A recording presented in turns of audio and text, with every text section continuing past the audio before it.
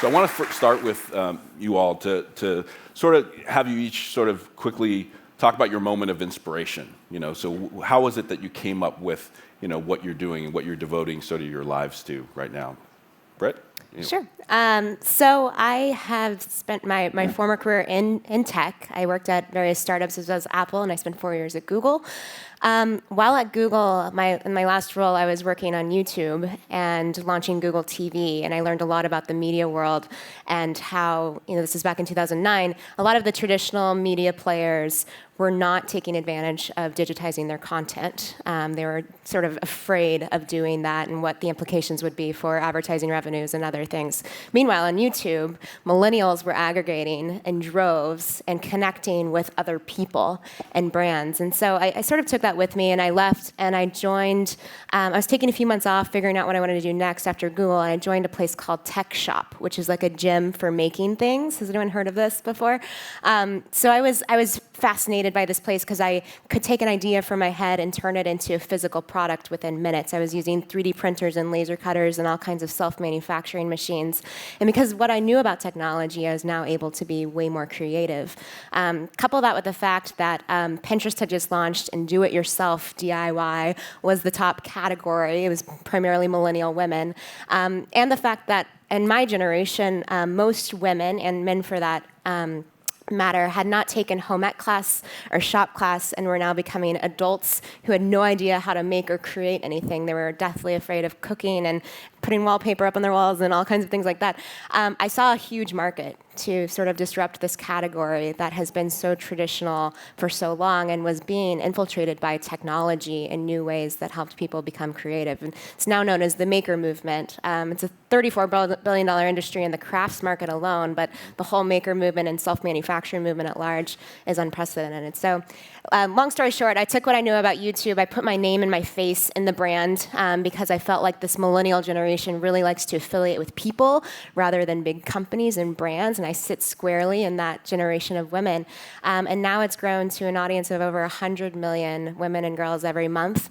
We are one of the biggest brands teaching these women and girls how to make and do all kinds of things through media inspiration, through online education in the way of classes, and then we also give them the tools and supplies they need to be making these things. So we've kind of reverse engineered Michaels and Hobby Lobby in that regard. We're going to get to that. Okay. All right, we have a little bit of a convoluted story, so I'll do the short version, which is after leaving Yahoo, myself and 3 of the other original members of the Flickr team, we're going to go back and build a massively multiplayer game for the web again. And we failed doing that again. But we had developed the system for internal communication while we were working on it, and I think this is great advice for software design, except pretty much impossible to pull off, because we designed Slack kind of in the background in a totally non-self-conscious way. There was no speculation or ego because it wasn't what we were doing. It was as soon as a problem became so egregious that we couldn't handle it anymore, we would spend the minimum number of minutes addressing that and then move on. And over the course of 3.5 years, we found ourselves in the position where we shut down the game and we were trying to decide what we would do next. And we all agreed that we would never work without a product like this again, and therefore this is glossing over a lot of the internal arguments and stuff like that. But therefore, it would probably be a product that other people would find use in. And so there we go. Great. No inspiration, just taking note of what was happening. Sounds good. For us, payments was really the biggest problem we had run into. And so I grew up in Ireland. I learned to code as a teenager. And Patrick, my co-founder, and I, we had built apps. We had built web services. And what we had found was that even though the tools, the technologies to make an internet product were getting better at a really rapid pace, you had the emergence of Amazon Web Services and iOS and Android to reach more people, stuff like this. The other side of the value exchange, accepting money from people around the world and actually selling your product really hadn't changed since we were born. And so, I remember turning to Patrick at one stage and saying, yeah, we should just do it. How hard can it be? And it turns out quite hard, actually. But that's how I ended up working on Stripe. Okay, great. So let's start off with talking about disruption. So, Britt, you're taking on traditional brick and mortar store. You mentioned Hobby Lobby, Michaels, and so forth. John, you compete with American Express, traditional payment processors. Stuart, you're taking on email, basically. So you're all disruptors. But what about the disruptees? So how do you each of you think about the sort of the incumbents that you have to deal with? Are they future roadkill? Are they frenemies? Are they partners? How do you think about it?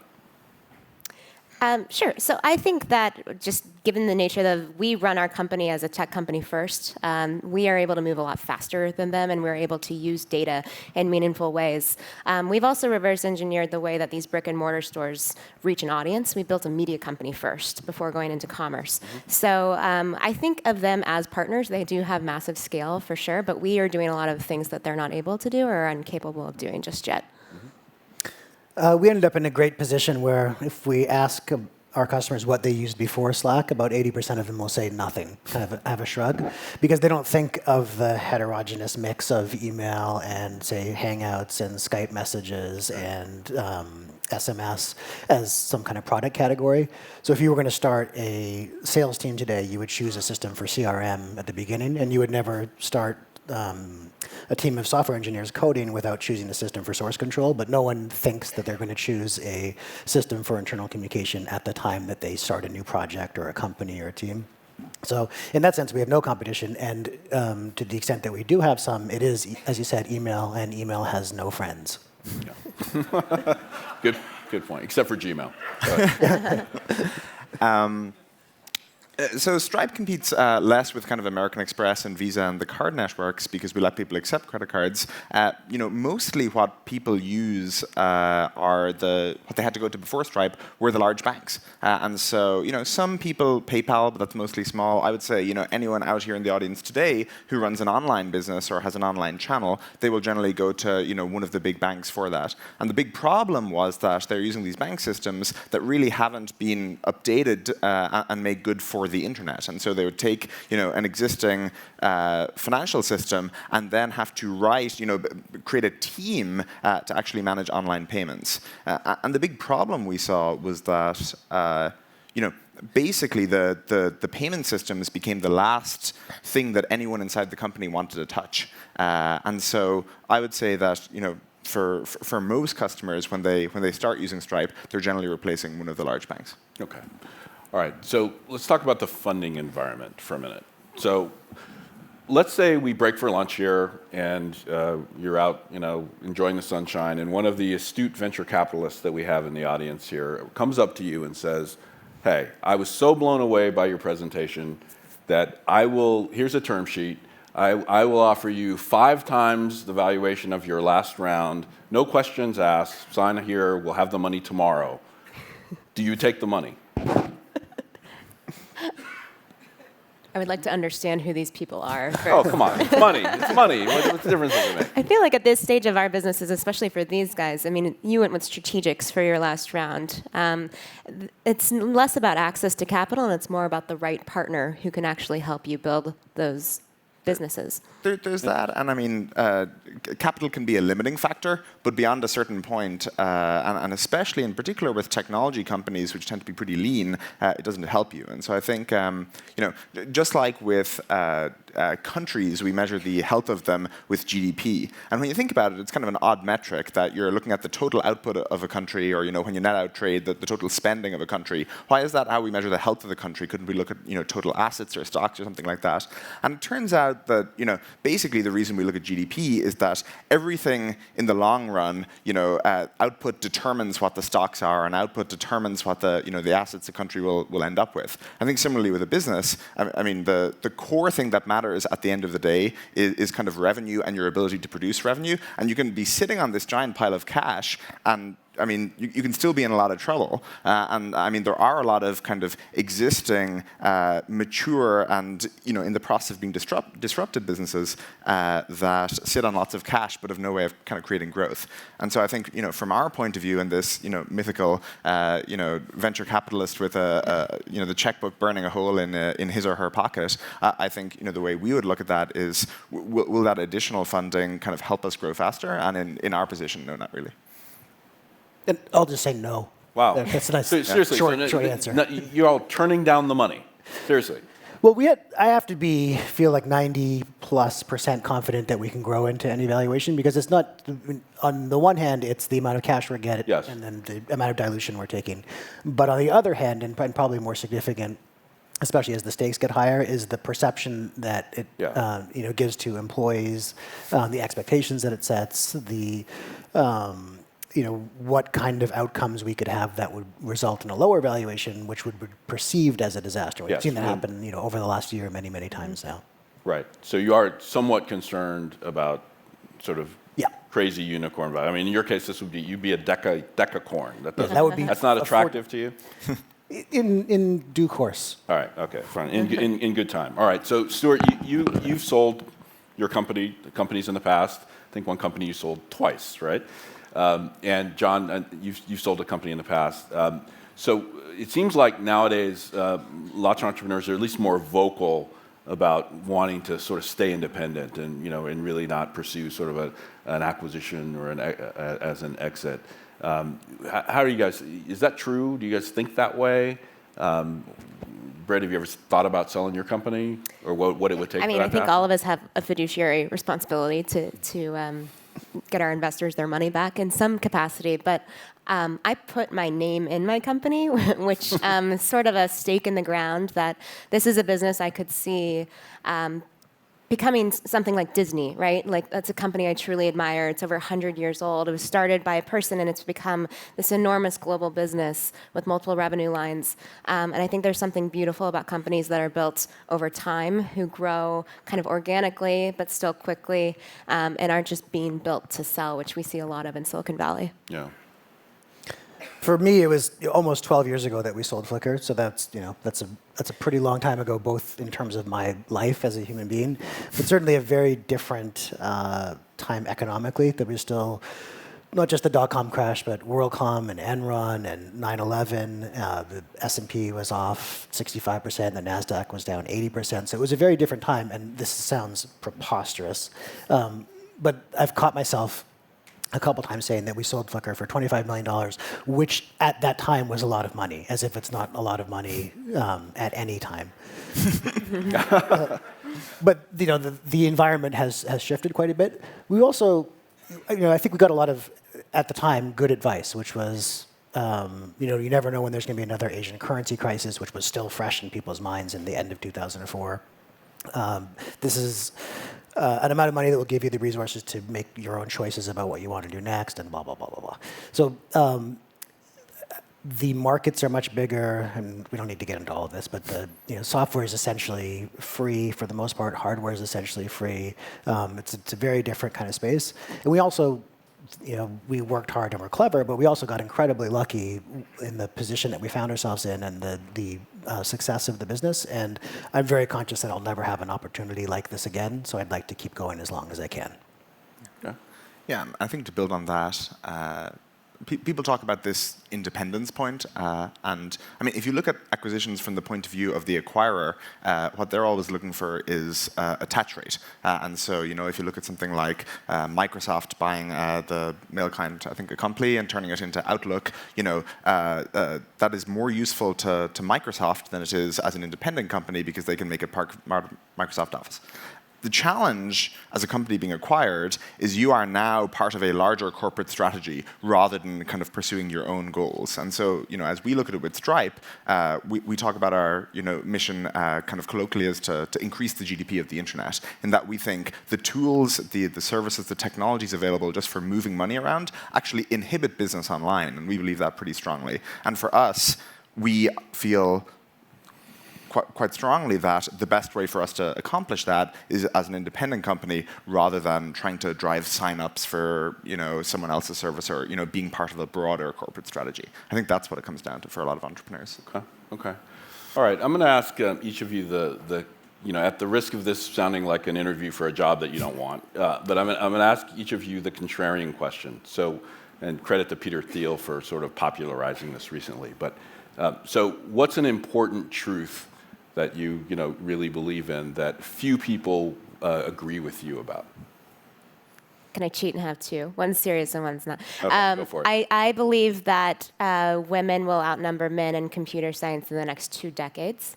We're already seeing on Brit and Co. coding is one of our top classes among teenage and early 20-something-year-old women. And then my second one is that this is a good one. You should write this down. Applesauce replaces oil in cake mix, and it's fantastic. It tastes way better in your cakes, I promise you. Top that, Stuart. Oh, yeah, okay. I can be pretty persuasive, so maybe by the time I finish, then everyone will just agree with me. But I have been reading Andy Grove's book, High Output Management, and there's this preface that he wrote after the original edition, which is like, oh, hold on, everything I said here is true, but let me tell you about this new crazy thing called email, which is changing the game. And it's definitely incorrect to think that there was something that started in the mid to late 80s with the electronification of internal communications and that terminates with Slack. So I think the thing that I believe is that we're a couple of decades into a 100-year or multi-100-year transformation in how we as a species relate to one another. And I think, the internet in general is as profound a change as written language. So, more profound than any other technology since then. So since, 4,000 years ago. Nice. I have some views about immigration. Obviously, I'm biased. I'm an immigrant. But you hear a lot in the debate around immigration, people throwing out reasoning. And always you hear in kind of political debates, people will make 6 arguments for one side and 6 arguments for the other. And so for example, when it comes to immigration, you'll hear these arguments like, oh, we're bringing over all these kind of students on student visas and we train them up and then we send them off to other countries and they're competing with us there. Or immigrants create jobs and look at all these immigrants who've created companies and that's why immigration is good. And I guess I believe that, in a way, none of that stuff matters. In that, sure, if it is persuasive, that's great, and if it helps the cause. But fundamentally, the reason why we should be pro-immigration is just that migration is a good thing. And it's a defining thing about our species and has been going on since the beginning. And it really bothers me that so many countries, the US included, they're kind of by default anti-immigration. It's that you should not be able to come here unless you have a real good reason. And I remember kind of filling out the paperwork and producing reams of documentation for, please can I be let into your country? And I think that default keep everyone out rather than we should be letting people in just because it is by itself a good thing is something I believe pretty strongly. Whereas everything I hear in the debate is that we should do it for economic reasons or we should be doing it for national security, all this kind of stuff. Great. So I wanted to ask you all if you ever think about sort of the impact that the tech industry has, not always in some people's minds for the good. You're creating value, you're creating jobs, you're creating these businesses, disrupting things and growing really fast and getting these really high, and you're being valued for it and rewarded for it, which is all to the good. But this debate comes whenever you have this critical mass of technology companies and startups, and you see this obviously in the Bay Area, but you're starting to see it lots of other places. The impact on the rest of society. Do you ever worry about that? High rents, people, lots of people from, lots of communities in a city not sort of having access to this whole startup world. Do you worry about that, and do you think that there's a way for tech to address what looks like, possibly an accelerant of income inequality and sort of haves and have-nots? How do you think about that? I'll start. So I think that technology is actually creating more jobs than we realize. And for the industry I'm actually playing in, I'm most excited about the promise of self-manufacturing. So globally, in most developing countries outside of agriculture, the artisan economy is the second biggest economy. And the idea that these people over the next maybe 5 or 10 years, hopefully not longer than that, will have machines that they can own and that are affordable and high quality enough to help them produce more goods more rapidly, and they're connected to the internet and hopefully using Stripe to take payments on those things and distribute them around the world. I think technology can actually help them bolster businesses and have larger revenues on those businesses as well. In one sense, it has made San Francisco, the city, a lot more boring than it used to be. I lived on the edge of Hayes Valley about 10 years ago, and there was bodegas, places that sold cigarettes and beer and newspapers and stuff like that. And now every one of those places is gone, and there's a million places to buy fancy cheese and nice Ice cream. desserts and cool shoes and stuff like that. And I actually am a big lover of fancy cheese and nice desserts and cool shoes. But it makes, on net, the impact is that it's much more boring. And obviously there's bigger and much worse impacts than that. But I think those are localized and temporary, and there's nothing inherent about tech companies or a lot of investment capital going into tech companies that is a negative, and I think we can address that through the political system. I feel like one of the biggest challenges here is that people talk about the jobs question, right? And does new tech destroy jobs? And it feels sometimes like the two sides of this debate are talking past each other, in that on one side you have people saying, in every previous technology shift, new jobs have come along, and we don't have to be worried that no one can work as a as a typist or as a kind of subsistence farmer. On the other hand, you have people saying, as this tech comes along, it destroys jobs. Automated, self-driving trucks will happen, and then all these truckers will be out of jobs. And these are both sides are true in that, yes, we always do come up with new jobs, but critically in the long term. And so you do have this period where people are adapting under training, going through hard times. And so I think you have to have a large amount of empathy for the people who have kind of individually been spending their life on one thing, and then a technology shift comes along, what feels like overnight, and replaces that. And I think the US in particular, you look at healthcare, you look at education, Eric called that universal education in his talk this morning. I mean, education is incredibly expensive in the United States. And so I think that's something we do have to be pretty conscious of. Okay. Want to make sure that people get a chance to ask questions. So if you have one, come to the mic and we'll get that in. So in the meantime, I'll keep going with another question. Okay. So Silicon Valley, the show. Do you watch it? Of course. Do you guys watch it? Yeah, I did. Favorite character? It took me 5 or 6 episodes to actually appreciate it. No, I didn't like the first half of the first season. Highly accurate. But Dick Costolo, former Twitter CEO, is now writing for the show for season 3. Yes, we are in for a treat. Yeah. Yeah, you watch it? I watch it. I think that the best character is probably Gavin Belson, where I think it's a very useful force to force everyone to be pretty self-aware about Silicon Valley. And like, one thing is the struggle between companies have this, sometimes zero-sum competition and positive-sum messaging and changing the world. And Gavin Belson at one point saying, "I don't know about you, but I don't want to live in a world where someone else makes the world a better place better than we do." And that actually sums up Perhaps a very the real best phenomenon quote about Silicon Valley ever. But what are each of you most excited about in your company, in the industry? What's exciting? I think largely I'm excited about mass customization, from everything from personalized health and personalized education to, for me and my business, personalized media. So the more we know about our consumers, the better we can serve them with content, and then the better we can serve them with products, of course, to be purchasing alongside that. And I think lastly, with the maker movement, the idea that people will actually be able to customize everything that they own as well and become artists and designers all in their own homes. I just recently learned, so I like to repeat this, that the first product that was commercially available that took use of electricity was the electric fan. And then after the fan, they were like, I don't know what we'll make that uses electricity, because that seems like it's about limited to fans. And that took a couple of decades for people to work out just the initial applications of electricity. And I think we're at a very similar stage with respect to information technology. Yeah. I think actually Google Maps is probably my favorite example, because I don't think people realize what a profound change it is. And I use it now to look up phone numbers and see when stores are open and close and stuff like that, or try to remember the name of a place, because I can just pinch in on a specific location.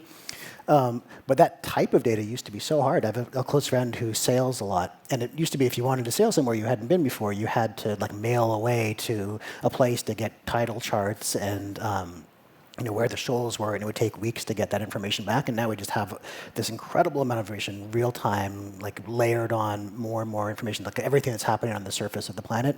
And it's difficult for me to anticipate where that goes 100 years from now, because so much has changed just in the last 5 or 10. But that's something I'm definitely excited about. Right.